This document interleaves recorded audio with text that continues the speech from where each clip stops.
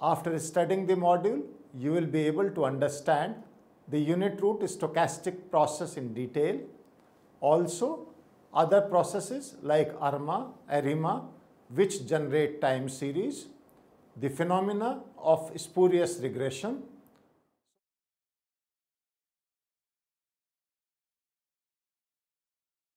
So let us try to understand the process of time series generation.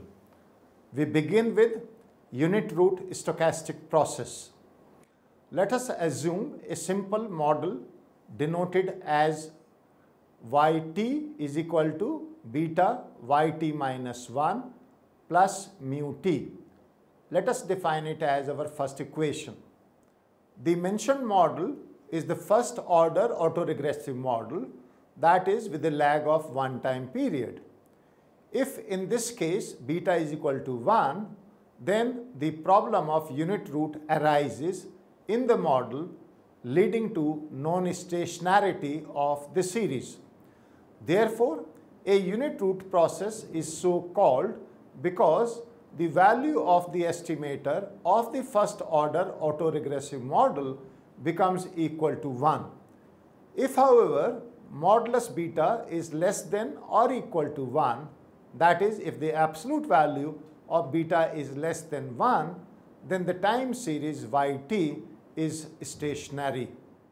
Let us understand the characteristics of unit root process. Shocks to a unit root process are permanent in nature and would not be eliminated even if the series takes into consideration, or the series as we look at it is converted into a stationary series. Also, a unit root process has a variance diverging to infinity. Let's understand the autoregressive process and discuss about it. The next type of process generating time series is the autoregressive process. Any series is said to be generated by an autoregressive process if it is defined as yt equal to beta yt minus 1 plus mu t. This mentioned model is the autoregressive model of order 1 denoted as AR1. This is so because we include one lag term of our endogenous variable yt, which is our yt minus 1. One important point to note here is that if beta is equal to 1, then the series becomes a random walk process or a unit root process as explained earlier. A series is generated by autoregressive process of order p, that is ARP, if we can denote yt as equal to beta 1 yt minus 1 plus beta 2 yt minus 2, so on up to beta p yt minus p plus mu t. In general term, we can define autoregressive processes as stochastic processes used to estimate the future values using the weighted sum of the past values. An autoregressive process assumes that the past values have an effect on the present values. Therefore, AR1 implies that the present value is based on the immediate past value, and AR2 implies that the present value is based on the past two values. A series is said to be generated by moving average if it is defined as under, which is yt is equal to mu t plus gamma 1 mu t minus 1 plus gamma 2 mu t minus 2, so on till gamma q mu t minus q, which is moving average model is different from the autoregressive model in the sense that in the moving average model, the error term is regressed on the series, while in the autoregressive model, the regression is done on the lagged values of the endogenous variable. Therefore, a moving average process is the sum of random shocks or error terms. Let us now discuss and try to learn the differences between autoregressive model and moving average model in more details in this section 4.1. So we have the auto-regressive models and moving average model. The difference is in the first model, regression is done on the lagged values of the endogenous variable, whereas in the moving average model, regression is done on the lagged values of the error terms. In AR model, the model is stochastic in nature, whereas MA model is deterministic in nature. Whereas the AR model can be written as yt equal to beta 1, yt minus 1, so on, till beta p, yt minus p plus mu t. Our MA model is written as yt equal to mu t plus gamma 1 mu t minus 1, so on, till gamma q mu t minus q.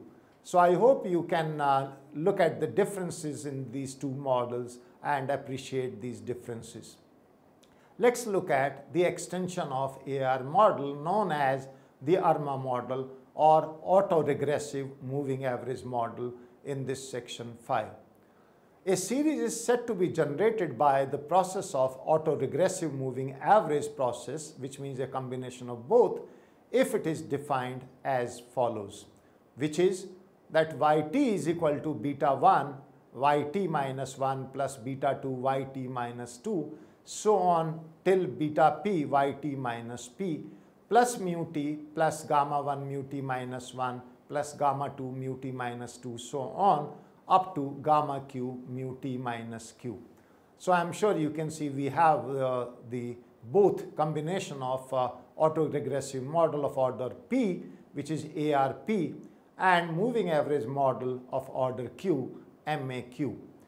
Therefore, the general ARMA model, which was first described by Peter Whittle in his thesis in 1951, is a combination of both of them.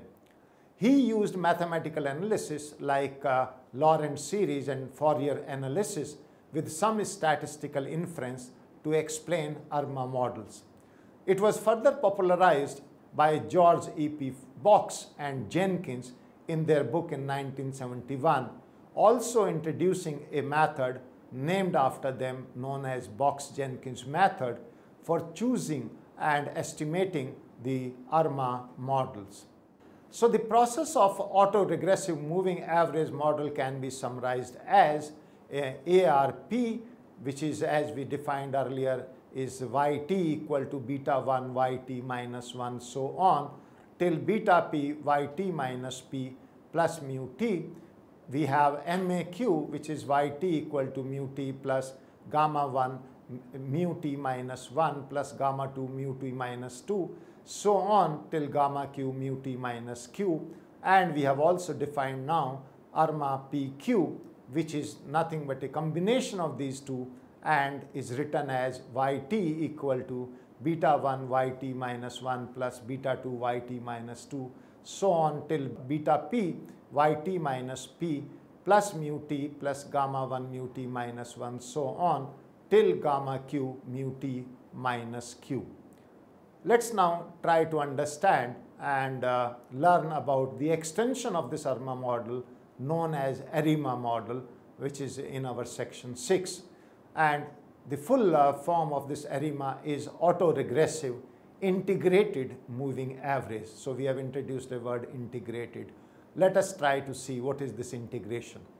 If we difference a time series d times to make it stationary and then apply ARMA PQ model to it, then we say that the original time series is ARIMA P, D, Q. That is, it is an auto-regressive integrated moving average time series where P denotes number of AR terms, D the number of times the series has to be differenced before it becomes stationary, and Q the number of MA terms. Let us discuss some of the properties of an integrated stochastic process. Let us discuss some properties of an integrated stochastic process. So we have in this section integrated stochastic process. Suppose we have a random walk process like the one defined earlier and is defined below, which is yt is equal to yt minus 1 plus mu t, and call it as equation 3. So as we had discussed earlier, that in a random walk model, the error term is a white noise term with mean equal to 0 and variance is constant in nature. It is mathematically expressed as follows, that mu t is distributed as IID normally with mean 0, variance sigma square, where IID is independently and identically distributed. So we can say that mu t is distributed independently and identically with normally with mean 0 and sigma square as constant variance. So n stands for normal distribution and 0 for mean and sigma square for constant variance. Coming back to the random walk process as expressed in equation 3, if we take the first difference, we get yt minus 1 is equal to mu t. This implies that delta yt is equal to mu t, or in simple words, we can define the first order difference to be approximately equal to the white noise. Thus, we can say that sigma yt is approximately equal to white noise. Therefore, a series is said to be integrated of order 1 if the first difference is the white noise. Similarly, a series would be said to be integrated of order 2 if the second difference is approximately equal to the white noise, and so on. Thus, in general terms, any series is said to be integrated of order d if the dth difference is the white noise. Let's look at the properties of the integrated series. The following are the properties of the integrated series which must be noted. Let us assume 3 time series, that is xt, yt and zt. The first is, if xt is integrated of order 0, that is xt is distributed as I0, which is stationary, and yt is integrated of order 1, that is yt is distributed as I1, which is non-stationary, then their sum will be integrated of order 1 and will be non-stationary time series. That is, xt plus yt is distributed as I1. This is followed from a property that the sum of a stationary and a non-stationary time series always leads to a non-stationary time series. The second property is, if xt is integrated of order d, that is xt is id, then zt, which is a linear function and is equal to a plus b xt, where a and b are constants, will also be integrated of order d. That is, zt would also be integrated of order d and can be written as id. Therefore, what we are saying is that the status of the series is not affected as far as integration is concerned by multiplying or adding any constants to the series like a and b, which we have used in our example. The third property, and an important property, is that if xt is integrated of order d1, that is xt can be written as id1, and yt is integrated of order d2, that is yt is id2, and d1 is less than d2, then zt, which is a combination of xt and yt and is equal to axt plus byt, would be integrated of order d2. This, in simple words, implies that the series containing a combination of 2 time series will be integrated of the higher order amongst the 2. The fourth property is that if xt is integrated of order d, that is xt is equal to id, and yt is also integrated of order d, that is yt is id, then zt, which is equal to axt plus byt, would be integrated as id star, where d star is less than or equal to d. Usually it is equivalent to d only, however in some cases it becomes less than d. The properties of integrated series can be therefore summed up as, in this diagram you can see we have written them in a summary form, that xt if is I0 and yt is I1, then xt plus yt will be equal to I1.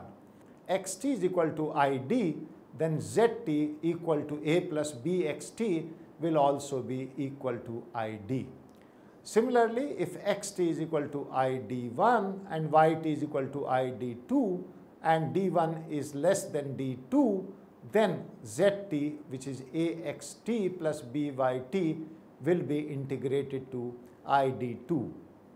And in the end, or the last property is, we have mentioned that xt if is equal to id and yt is also equal to id, then zt, which is axt plus byt, will be integrated to d star, where d star may be less than or equal to d. Let's, students, now move on and try to understand this famous Box-Jenkins or BJ methodology for ARIMA modeling. The Box-Jenkins or BJ methodology is basically used for forecasting a time series.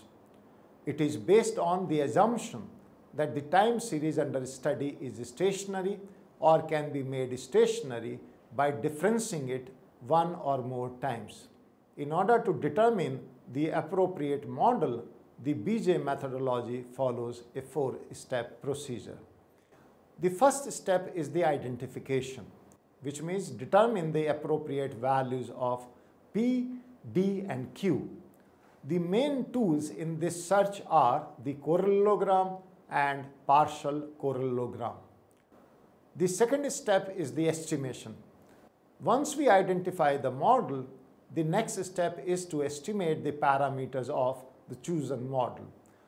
In some cases, we can use OLS or ordinary least squares, but in some cases, we have to resort to nonlinear estimation methods. The third step, students, is diagnostic checking. One simple test to see if we have chosen the correct ARIMA model is to see if the residuals from the fitted model are white noise. If they are, then we can accept the model. But if they are not, we will have to start afresh. That is why the BJ methodology is an iterative process. The last or the fourth step is the forecasting. The ultimate test of a successful ARIMA model lies in its forecasting performances within the sample period as well as the outside the sample period. That we will discuss at an appropriate time. Understand the phenomena or phenomenon of spurious regression. The phenomenon of spurious regression was first discovered by Yule. He stated that the spurious regression could persist in non-stationary time series even when the sample size taken into consideration is very large. The spurious regression could be judged from the value of Durbin-Watson test, whose D value is extremely low, suggesting a very strong first-order autocorrelation.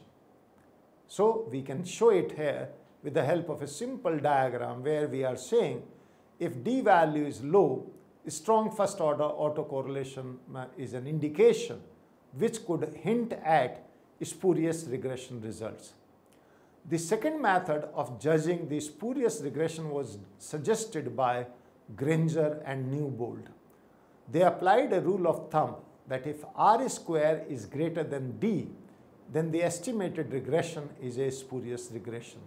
So we are saying that if R square is greater than D, then we have the likelihood of spurious regression, where R square is the coefficient of determination from regression and D is the Durbin-Watson statistics. Therefore, one should be extremely careful while conducting a regression test on a time series phenomenon, especially the ones exhibiting the stochastic trends. Here are some examples of spurious regressions. Egyptian infant mortality rate regressed on gross aggregate income of American farmers and total Hundaran money supply. Now, which means we have taken mortality rate of a country X, which is Egypt in this case, and income of some other farmers in America and the money supply in a third country. The total crime rates in the US regressed on life expectancy in South Africa. So if you take US crime rate and try to regress it on life expectancy in another country, South Africa, we may have some regression, some coefficients, but they may be spurious. Similarly, one can have lots of examples like India defense expenditure regressed on population of US, or population of India regressed on total R&D expenditure in the US. So which means we have country A and some parameters of country B. We can also have the number of live births in Maharashtra regressed on population of Bihar. So in all of these examples, there is no logical reason for the observed relationship among the variables. But since we have the data in quantitative terms, therefore, we are likely to end up with some regressions which have no logical reason. Hence, these are spurious regressions.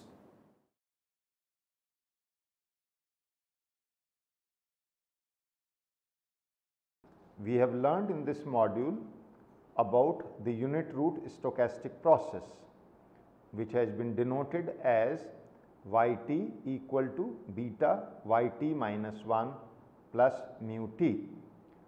This model is basically a first order autoregressive model with a lag of one time period. In this model, if the value of beta is equal to 1, then we have learned that it will be a unit root process, because it will lead to non-stationarity of the series. However, if beta modulus is less than or equal to 1, that is, if the absolute value of beta is less than 1, then we have learned that we can call such a series as a stationary series, which means yt in that case is a stationary series.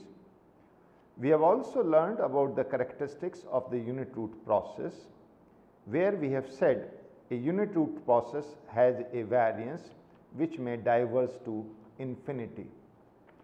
We have different types of models which we have learned. The one very important one is autoregressive process. In autoregressive process, we have said a series is generated by an autoregressive process if it is defined as yt equal to beta yt minus 1 plus mu t. This series is of the order 1 and therefore is denoted as AR1. However, this series can be extended and we may have autoregressive process of order p, which could be denoted as ARP. I am sure you would recall how we have seen that this series can be expressed as yt equal to beta 1 yt minus 1 plus beta 2 yt minus 2, so on till beta p yt minus p plus mu t, and we have defined this process as ARP, which is very important, and the order is p. We have also learned about the moving average series or a moving average process, and we have learned that a series is said to be generated by moving average if it is defined as yt equal to mu t plus gamma 1 mu t minus 1 plus gamma 2 mu t minus 2, so on till gamma q mu t minus q, and this is denoted as MAQ, where the order of moving average is q. I am sure you can also recall and appreciate that we have tried to distinguish between the autoregressive model and moving average model. Whereas we have seen that autoregressive models are basically the lagged values of endogenous variables, which means the regression is done on the lagged values of endogenous variables. In the case of moving average models, regression is done on the lagged values of the error terms. The second difference which we have learned is that a AR model is basically stochastic in nature, whereas the moving average model is mainly deterministic in nature. And while AR1 model is expressed where yt is a function of yt minus 1 to yt minus p, and the moving average model is expressed as yt as a function of mu t minus 1, so on till mu t minus q. Also, we have learned that how these two models can be combined together to make a new model known as ARMA model, which stands for autoregressive moving average model.